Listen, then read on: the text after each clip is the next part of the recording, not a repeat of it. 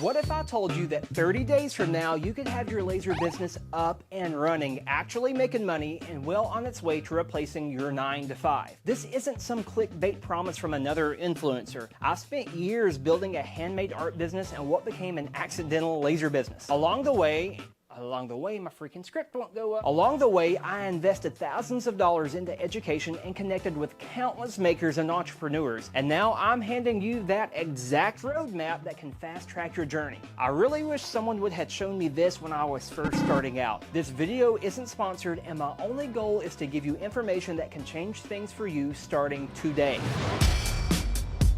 Blueprint 1, Business Branding. When starting your laser business, the very first thing you need to do is nail down your business name and branding. With name choices, you've got two main routes: your full name or a business name. Business names have the power to make you stand out, so you're not just a random person who does laser engraving. You can get creative with a name that mixes part of your name with a strong noun like Cornelius Creations, or go wild with something completely different like Laser Beams and Dreams, or Burn Notice, or You Just Got Burned LLC. Now obviously I'm joking on those last ones, and I'm sorry for the dry humor there. Come up with something that actually represents you and what you do. And for the love of all things good, make sure no one else is already using the name. Now let's talk logos. You can keep it simple: your business name, a clean design, or a mix of both. Now I recommend creating a few versions. One full color logo on a plain background for things like banners, and a black and white transparent PNG that you can use as your maker's mark for engraving. And please listen to me,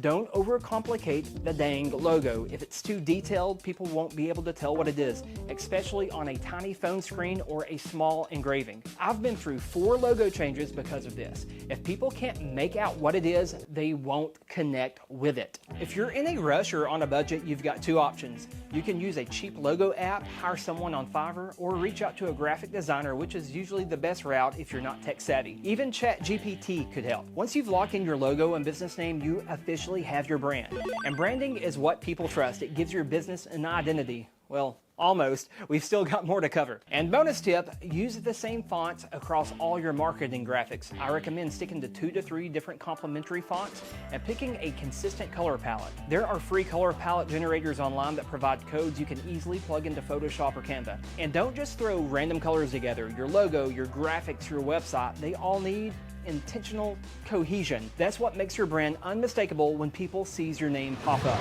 Blueprint 2, Business Type. Pay attention to this and you'll already be 90% ahead of most people, I promise. And if you haven't done this yet, don't stress, baby steps. There are 3 main business types I want to highlight: a DBA, LLC, and S Corp. And here's the simplest way I can explain it. A DBA lets you operate under a business name, but it doesn't protect your personal assets. An LLC gives you legal protection by separating your personal and business finances, which is a smart move even if you're just starting out. As your laser business grows, especially if you're making over $100,000 a year, filing as an S Corp can help you save money on self-employment taxes. It lets you pay yourself a salary and take the rest as distributions, which are taxed at a lower rate. Most legit business owners start with an LLC and switch to an S Corp when the income makes it worth it. Now, don't let any of this overwhelm you. Some people don't even register as a business and still make money, but I don't recommend that route. If you go with an LLC, get an attorney or use a site like LegalZoom and register it through your Secretary of State. LLCs take a little more time, so I recommend watching a YouTube tutorial on how to set one up. Now, I personally just hired a local lawyer to do mine because I wanted it done right. And here's your bonus tip: take your business seriously. Don't be cheap. Doing things the right way pays off. And when you take the time to register your business properly, you're not only protecting yourself, you feel like a legit business owner. And trust me, that confidence shows and you instantly alleviate a ton of future problems. Blueprint 3, picking the right laser. Now this depends on what you want to make and how much you are willing to spend. But listen, you don't have to empty your bank account to start a laser business. There are 3 main types of lasers: diode, CO2, and fiber, with a couple of important exceptions I'll cover too. Diode lasers are the most affordable and beginner friendly. They're great for engraving wood, slate, acrylic, leather, and even coated metals and things like tumblers. They usually range from a couple of $100 for a no-name cheap machine to a few thousand for a far more powerful setup. For the price, they're easily the most versatile and budget friendly, and they're what I recommend recommend for most beginners. CO2 lasers, on the other hand, tend to be faster and more powerful. They're ideal for cutting thicker materials, but they're also great at engraving and built to be serious workhorses, especially for long jobs or bulk production. Now, if you're planning to make signs or want to scale fast, a CO2 laser might be your move. Prices usually start around $1,500 and can go well over $5,000 depending on the size and features. And let me add this, a lot of newer diode machines can rival consumer desktop CO2 lasers in terms of size and even cutting power, but the CO2 is still favored when it comes to heavy cutting and long production jobs. Fiber lasers like this one, on the other hand, are made for engraving metals and deep marking, things like jewelry, knives, tools, and so on. If you go with a MOPA fiber, you can even do color engraving on certain metals. Fiber lasers are typically the most expensive of the three and are usually something that you grow into unless metalwork is your focus from day one. That said, fiber lasers are incredible once you're ready for them. Now let's talk about the more affordable infrared lasers, or IR modules. These often get overlooked, but they're super useful in the right setup. IR lasers, or infrared, don't cut. They're designed to mark metals and certain plastics that diode and CO2 lasers struggle with. Some diode machines let you swap in the IR module, which is perfect if you want to do light metal marking or jewelry work without investing in a full fiber laser. You can still get clean marks on metal, and for a lot of people, it satisfies exactly what they need. Now, there's also combo lasers that give you both a fiber laser or IR module and a diode laser in one machine, like this one. These are awesome if you want to engrave a wide range of materials, everything from wood and acrylic to stainless steel and titanium, without needing two separate units. I personally still use my X-Tool F1 Ultra, which combines a 20-watt fiber and a 20-watt diode in a compact portable setup. Now, if you're ready to scale even further, the X-Tool F2 Ultra offers a 60-watt MOPA fiber and a 40-watt diode. It's built for serious production and business use. And again, this video is not sponsored. I am just naming the lasers I use. These combo lasers cost more up front, but they save space and give you serious flexibility, especially if you're doing live events or craft shows. And if you're on a tighter budget, the diode and the infrared machines are way more affordable than the fiber combo lasers. And keep in mind, as your business grows, many makers choose to add more than one laser, not because they have to, but because it opens up more possibilities. You might use a CO2 for production cutting, a combo unit for engraving a variety of materials, or add another laser to speed up workflows. That's where choosing a brand with a full ecosystem, accessories, software, and compatible add-ons really pays off. And for your bonus tip, hit subscribe. We're not quite done. Blueprint 3.5, which brand to buy? Here's my quick take. I highly recommend buying from reputable companies that offer real customer support. I usually shy away from generic, funny name lasers you see all over Amazon. They might be cheaper up front, but if you need help troubleshooting or replacement parts, it's often a headache. Like I said, I use WeCreate and X-Tool because they're simple to use, reliable, and the software is super beginner friendly. For those of you on a budget, both brands offer solid machines around $1,000 that can absolutely get your business off the ground. That said, there are plenty of great laser companies out there. Do your research, consider customer reviews, support communities, the software's intuitiveness, and whether it offers long-term support and upgrades. The machine is important, but the company behind it is just as critical. Blueprint 4 software and design tools. And this is a big deal, especially for those people out there who are not good with technology. When you have a laser, you have to have a software that runs that laser. And depending on the laser that you get, well, you will use different softwares. And a lot of people in the laser world swear by Lightburn. And yeah, it gives you fine control and advanced features, but here's the deal. A ton of us have actually moved over to the native software that comes with the laser because it's getting really good. Now, depending on which laser brand you buy, it may or may not come with software. For me, X-Tool, Creative Space, and Make It from WeCreate are getting smarter, faster, and honestly, easier than Lightburn. Now, you OG laser engravers out there can leave me some hate below. I said it. These programs have new AI tools that let you generate images, break apart photos, and create clean engravings in seconds. Lightburn doesn't touch that. And look, I totally get it, guys. People who have been engraving for years are loyal to Lightburn, and that's fine. But tech is moving, and some of y'all are still holding on to harder ways of doing things. But use whatever helps you get the job done fast, clean, and creatively, because that is what really matters. Let me look here. Blueprint 5 Workspace Setup. And this is probably my favorite topic and probably the most overlooked. Where is the best place for your laser to live? Now, location-wise, I have my lasers in a photography and YouTube studio. For you, it may be a garage, workshop, or a spare bedroom. As far as actual placement, I use a mix of adjustable Husky tables and rolling tool benches like you see behind me. The tables are solid and have an adjustable height surface to work on. These are great for desktop machines or when I need room to move. Depending on the size, these start around $200 and go up from there. However, tables do not have storage. That is why I also use rolling benches, which lets me stash all my parts, materials, accessories, everything laser related right underneath where I am working. If you're limited on space, benches with drawers will save your life. In fact, I encourage any creative out there to get a tool bench with storage. The colored ones you see behind me cost around $400, and I don't regret it one bit. I will nerd out on you forever about staying organized, but I think you get the idea. I know these can be pricey, but they usually go on sale during the holidays. If you're serious about running a business, don't cheap out on the thing that holds your entire operation together. Either build a solid workbench or invest in a piece of equipment that will last your entire lifetime. Moving on to venting, most people just exhaust out a modified window, and that's fine. But if your hose is long or your airflow feels weak, throw in an inline fan. It will boost suction and help keep smoke out of your space. If you're in a small room or doing events, smoke purifiers are another option. Just know the filters aren't free and you'll need to budget for replacements over time. And for your bonus tip, don't leave your laser running if you aren't in the dang room. Accidents tend to happen to those who know the lasers like the back of their hand and get too comfortable. At the end of the day, you are working with a powerful light that can create fire. Don't leave your work unsupervised. Blueprint 6, product and niche selection. There is a quote that I learned from a Tony Robbins masterclass that I took, and it says this: don't go a mile wide and an inch deep, go an inch wide and a mile deep. In other words, don't try to engrave everything under the sun.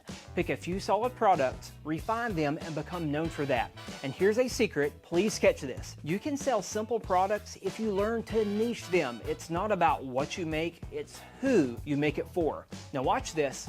I sell cutting boards. I'll put your last name on it. That's cool, but so dang generic. Now compare that to I make custom cutting boards specifically for newlywed couples, engraved with their monogram and paired with matching table decor to help them bring meaning into their new home. That was a lot, but same product, and I think you guys get it. Completely different positioning with a premium price tag. One feels mass-produced, the other feels personal and intentional. This is what I mean by niching. You're not just selling wood or slate or acrylic, you're solving something for a specific group of people. These specific groups of people, well, just to give you some ideas, new homeowners, pet lovers, sports fans, teachers, first responders, military families, expectant parents, coffee shops, bourbon collectors, car guys, gamers, guitar players, tattoo artists, gym rats, real estate agents, newlyweds, small business owners, farmers, ranch wives, RV travelers, hunters, fishermen, police department, firefighters, homeschool moms, church leaders, pastors, store owners, gun collectors, jeep owners, nurses, medical students, barbecue fanatics, woodworkers, truck drivers, flying pilots, survivors. I'm not listening to you. You're crazy. Do you guys see what I am saying? Niche your product to these people and you will sell. Do you guys see this? The more focused your audience, the easier it is to build trust, create repeat products, and charge what your work is worth. The more specific you get, the more valuable your product becomes. Blueprint 7, how to price. This is probably my number one question that I get asked, so grab a pen and paper and let's break this down. I promise you will not struggle with this question after this part. Step 1 is knowing your base cost, and here's the formula. Your material plus time plus overhead plus equipment wear equals your base price.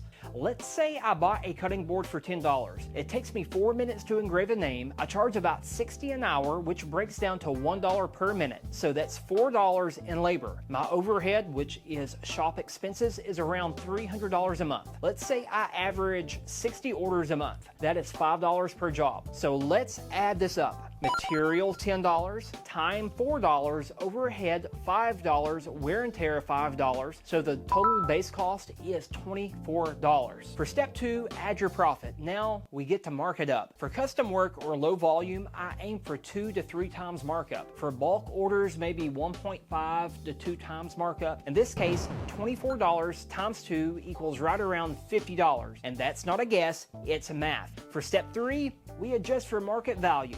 Some products are worth more than just time, materials, and basic profit. Your market value is what people are willing to pay for a product, which is shaped by your audience, your niche, and how well your product is perceived. Two items can be made with the same material and time, but one sells for $30 and the other for $90 because of how it's positioned, presented, and who it is for. And if your product solves a problem, fits a meaningful moment, or feels premium, the market value goes up. Your pricing is not based on parts. Your pricing is based on what it's worth to the buyer.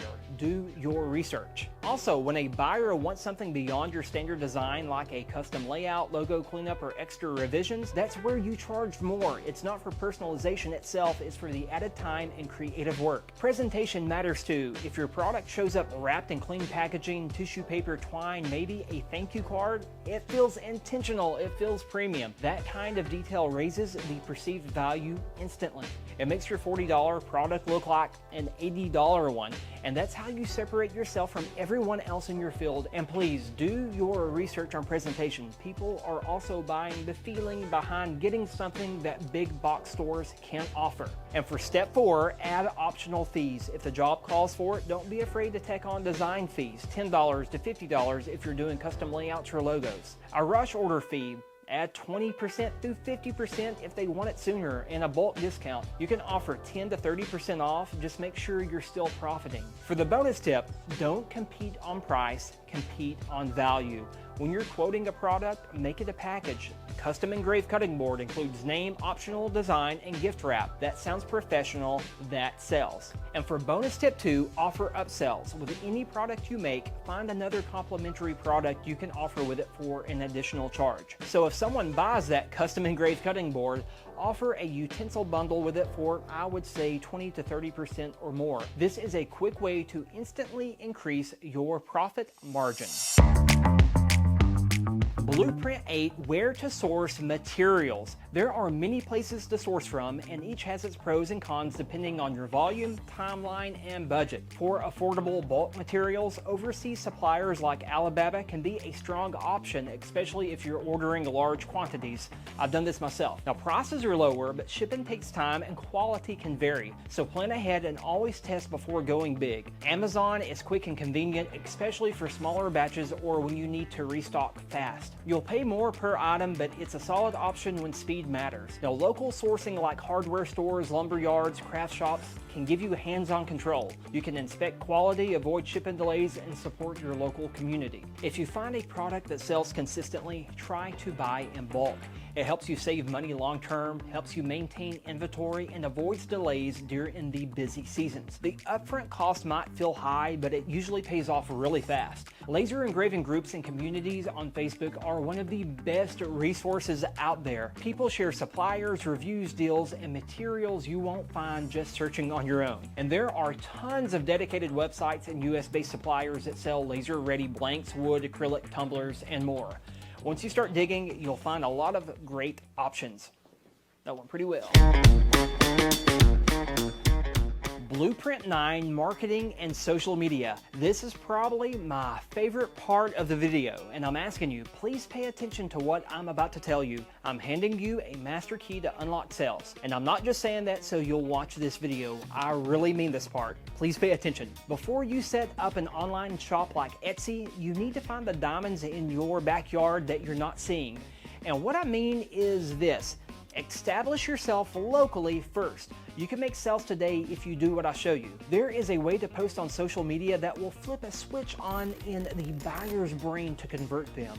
And here's how. Step 1, take a combination of pictures and videos showing the product that you are engraving. The before, the mid, and the final product. That's important. Now, step 2, post those pictures to social media. But let's not forget about video. Now catch this, when someone sees, let's say, a 7-second video of a laser engraving a product, say a cutting board, it flips the switch on in their brain. They're not just seeing the product, they're watching it be created. That builds trust, it kills confusion, and it shows that you're the one behind the work, and it makes them think, wait, could I get one of these with my own idea?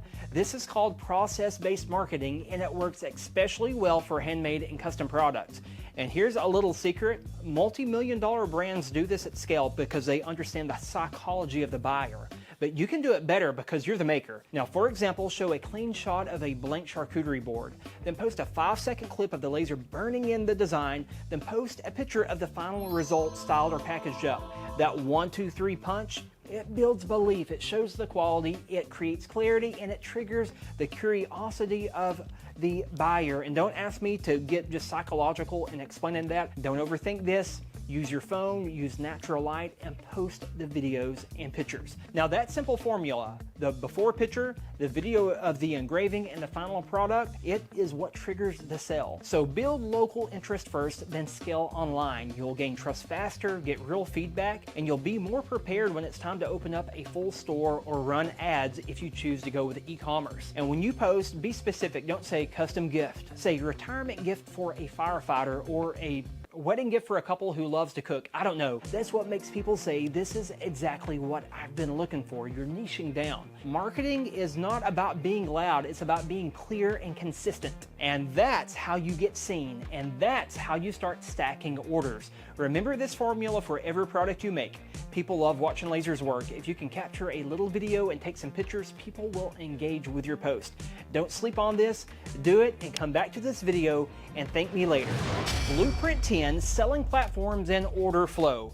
Now, along with social media, there's another thing you can do that's really important and will build word-of-mouth momentum before jumping into bigger online platforms. Begin looking at opportunities with craft fairs, farmers markets, and any local event that gets your name out there. The goal is to diversify so you're not relying on one platform for income. If you don't know where to start, go to your local Chamber of Commerce and ask for information on setting up a booth at some different craft market. I promise they will be excited to talk to you. And once you've got some traction, you can expand to online selling platforms like Etsy or your own website with e-commerce. Just keep in mind, the fees can stack up pretty high and there's competition, so do some research. And again, I recommend getting your feet wet with local sales first before going online, but it's up to you. But man, if you got that dog in you that wants to take over, do both. I'll cheer you on. And for your lovely bonus tip, order flow is just as important as where you sell. The moment you begin getting more than a few orders, you need a system, whether it's a spreadsheet, Trello board, or a dedicated order management software to track designs, due dates, customer requests. This keeps you from making costly mistakes and ensures customers keep coming back. Now, many of you are excited to get started, but I'm telling you now, stay organized. Never accept a phone call with a client without a pen and paper in your hand or your notes app open. And you may think I'm just telling you that, but I have screwed myself so hard by not staying organized, so please learn from my mistakes. Blueprint 11, scaling and automation. Once you've built steady demand, scaling is about shifting your focus to building systems that can bear the weight of responsibility. When you start taking in a lot of orders, you need structure not in just what you do, but in how you approach it. Some of you probably need to listen to that again. The most practical, simple advice I can give you is this: batch similar projects together to save setup time. Create reusable design templates so you're not reinventing the wheel for every order. You will not believe how many people aren't organized when it comes to this. I have spent more time on designs because I didn't save a base template to use. And I will tell you guys this quote that really hit me hard. Experience has to teach you because wisdom offends you. Did you catch it? Why would you go touch a hot pan on a stove just to learn that it's hot? Common sense tells you, no, you see steam, it's hot. So what I'm telling you guys is this: experience is not the best teacher. It's one of the best teachers, but wisdom and listening to things like this can save you a lot of time. So let me tell you guys, if demand keeps climbing, invest into additional machines so production doesn't bottleneck. And I'm not trying to offend you. The problem's not money. The problem will be you. The problem's me. The problem is always us as human beings. I was going to mention hiring people, but that will be for another video. Just apply wisdom as you go along here, and I promise you, friends, you will do so much better for yourselves. Read books, do all the stuff they tell you to do. They tell you to do that stuff because it works and it improves you. And bonus tip, most customers at times will request some wild designs. So having knowledge of editing applications like Adobe Photoshop or Illustrator will help big time. But if you're a beginner, don't be scared to say no to big design jobs. I even turn down big jobs because I make more money with smaller ones. Now, if you don't know where to start, I recommend an online design software like Canva. And if you need specific design, I recommend SVG templates from Etsy. In fact, about 95% of orders that I make for people come from templates I bought on Etsy.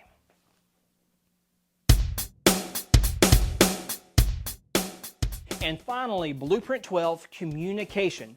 This is the most important part of this video, and I'm going to make some bold remarks, so please don't get offended. You've got to be self-aware when dealing with people. Your IQ is not the same as your EQ. Now, EQ is your emotional intelligence, your ability to read the room, understand where people are emotionally, engage yourself in the moment. Now, a lot of people lack people skills, and it kills sales. Introverts, a lot of you can come off awkward or cold because you've never had to connect outside your small circle of friends, families, or coworkers. And extroverts, you can overwhelm people because you won't stop talking and making everything about you. Both need balance, especially when talking to a customer. Not trying to stereotype anyone here, but if the shoe fits, kick it off. Point 1. Put people before the interaction. Don't reply to a Facebook message with, "Hey, it's $50, want to buy it?" That's freaking robotic, that's transactional, and it doesn't build trust. Watch this. Instead, say, "Hey, thanks so much for reaching out. This is $50, and I also have some other customized accessories that go great with it if you're interested." Do you guys see the difference? The first was all about the money. The second made them feel seen, build rapport, and open the door for conversation because it's about them and what they want. So, in case you are wondering, another bad example would be, let's say a customer asks, "Do you do engraving on tumblers?" And you reply, "Yeah, $25. Bro, come on. The proper way to reply would be, "Absolutely. I do custom engraving on tumblers for $25. What kind of designs are you thinking about?" And again, a bad reply to an Instagram DM would be just a price and a PayPal link. A better way to reply would be, "Thanks for the message. I can do that for $40, and I've got a couple of ideas that would make it even more unique. Want me to send you a quick mock-up?" So please guys, don't just copy me. Understand the thinking behind it, how you're making people feel. They want to feel something, and you showing up nice is going to work wonders. And one last thing, I know we're here to make profit, guys, but your main goal with customers should be serving, not just earning. When you only see people as dollar signs, you become across as self-absorbed and arrogant and transactional. That leaks into your words, your tone, and the vibe you give off, whether you realize it or not. And I've watched this with a lot of people. So when people feel like you are genuine and you care, they not only buy from you, they buy from you again and tell their friends. That's free marketing you cannot buy. Don't just fake this behavior. Your reputation is on the line, and you're not going to make long-term clients and partnerships without having that extra touch of kindness a lot of people don't show up with. So if you made it this far, hats off to you. Everything I gave you here isn't theory, it's hard earned.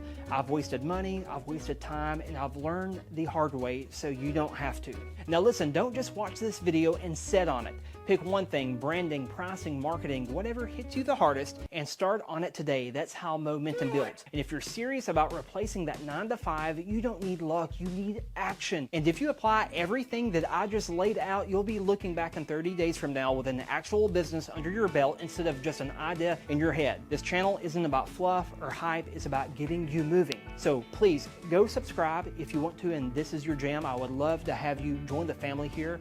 Share this with somebody who needs it, and drop a comment below and let me know what you're starting out with. And at some time, I am putting an ebook below for you to download so you can get on a quick start journey, and it will cover a little bit more than what I said in this video. So I will talk to you guys soon, and please do something with the information that you have in this video. Don't just be another statistic. I'm for real. You guys take care, be creative, and I will see you later.